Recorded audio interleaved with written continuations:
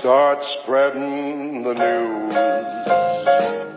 I'm leaving today. I want to be a part of it. New York, New York, these vagabond shoes are longing to stray right through the very heart of it. New York, New York. I want to wake up in a city that doesn't sleep and find I'm king of the hill, top of the heap.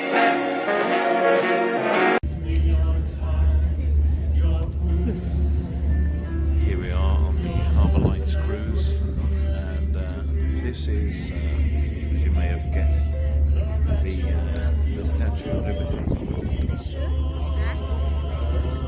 Very beautiful statue. It was a gift from the French people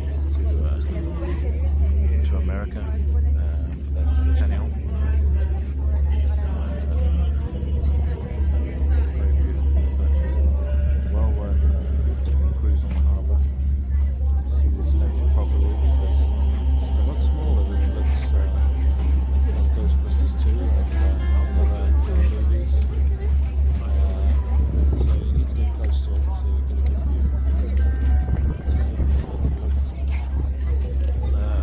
You can also see the World Trade Center there. Now, man, please off your last picture or two, three of the statue, but then think seriously about taking a walk downstairs, lower deck, forward, onto the bow, and take your camera with you, or send up, because when we straighten out of this turn in front of us comes something quite extraordinary. A panorama you will not see anywhere else. Here it comes. The richest, most powerful, freest of all cities. If we were to turn this Circle Line boat into a time travel machine, we could not take you back anywhere, any place, any time to match what's in front of you. No pharaoh, no emperor, no Caesar, no king, no sultan ever dreamed any dream to match us for wealth and power, and built for the likes of Annie Moore and you and I. So pictures of the statue, well, sure, that's why we're here. But you get a picture of the skyline. Do it from here. But you will not see the likes of this place again. Now from this boat you won't. We don't come back this way. We're headed uptown. We're headed for the Brooklyn Bridge, Superman's metropolis. We are going uptown.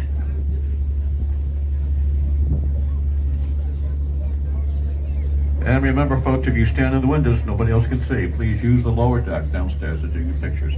Don't stand in front of other people.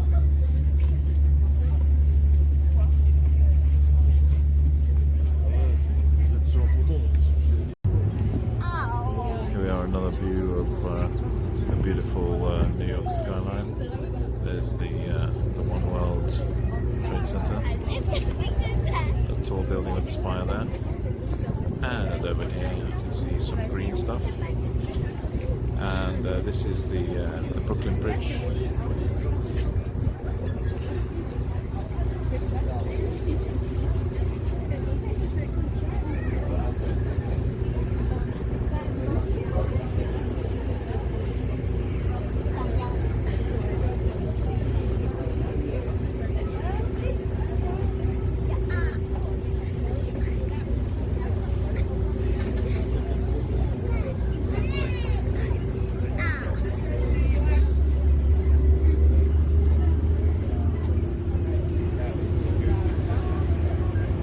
One side of some size, but they can sprawl north, west, south. They've done it. Down here, Manhattan Island has to go straight up. Skyscrapers make the most sense here. There's a building form, they're not that old, little more than a century, but halfway through that century, half of all the tall buildings on this planet has made their way to this one little island of Manhattan. The most famous of skyscrapers, well, that is a no-brainer, and the answer has not changed in 88 years. It is what else? It is the icon. It is the Empire State Building, and there it is to your left. Biggest thing over there you can't miss. It's been that way now for 88 years. For 41 of those years, tallest thing humans have ever built. And of course, we did it in a hurry. Well, we do everything in a hurry here. It's rush, rush, rush. Time is money, money is time. You don't waste either one. Everyone is so impatient. My next door neighbor is a stockbroker. Impatient? He buys dead goldfish, so he won't have to wait. Well, we do the skyscrapers the same way. It took 100,000 Egyptian workers 30 years to build the Great Pyramid of Egypt. It took just 3,000 New York construction workers 1 year and 45 days to put up the Empire State Building. They worked around the clock. A steel girder fabricated in the steel mill in Bethlehem, Pennsylvania, 100 miles to the west on, let's say a Friday. If the mill by supper time on Friday would make the journey overnight by rail arrive in Manhattan before dawn on Saturday.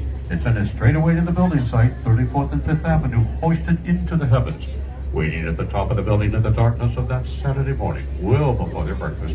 4 men, iron workers on the rivet team, most likely Mohawk Indians, down from Canada, the famous Skywalkers.